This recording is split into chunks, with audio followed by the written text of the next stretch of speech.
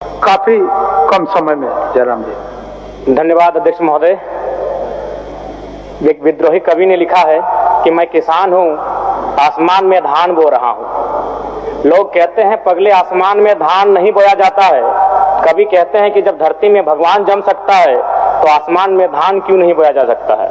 लेकिन सच तो यह अध्यक्ष महोदय है कि आज तक आसमान में धान नहीं बोया गया, लेकिन ईश्वर, अल्लाह, रब, गॉड आज लाखों लाख एकड़ भूमि में जमीन पर स्थापित हो चुके हैं। लोगों की मान्यता, लोगों की आस्थाओं के अनुसार जिस ईश्वर ने चांद, सूरज, धरती का निर्माण कराया है, आज वह मंदिर, मस्जिद, गिरजाघर, गुरुद्वारे के माध्यम से इस धरती पे स्थापित हो चुके हैं 2 गज जमीन में।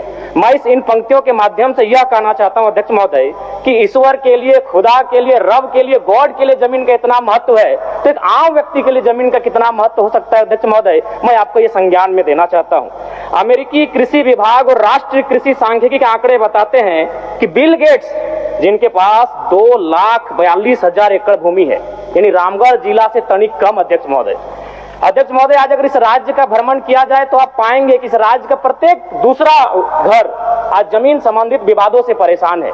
इसलिए मैं आपके माध्यम से सरकार को सचेत करना चाहूंगा कि आप कम से कम अंचल को दुरुस्त करें, नहीं तो आज हर एक घर गृह युद्ध में तब्दील हो जाएगा। समस्या है ऑनलाइन रसीद की, समस्या है रोटेशन की, समस्या है पंजी 2 की। इसलिए अध्यक्ष महोदय, उसके बाद महोदय, अगर आप धनबाद, बोकारो से चूंकि मैं आता हूं, वहां क्या है कि जो माफियाओं का सिंडिकेट है वह सड़क के किनारे जमीन पर घात लगाकर निगरानी करते हैं। उन्हें जैसा ही मालूम चलता है कि ये जमीन का जो रैयत है वो अगर कमजोर है तो पौने पौने दाम में फर्जी कागजात बनाते हैं और उस जमीन पर अपना दावा मजबूत करते हैं अध्यक्ष महोदय।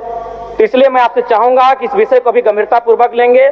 उसके बाद अध्यक्ष महोदय, इस राज्य के तमाम आंदोलन, चुहाड़ विद्रोह से लेके, तमाड़ विद्रोह से लेके बिरसा मुंडा का आंदोलन, वो भूमि पर आधारित आंदोलन रहा है अध्यक्ष महोदय।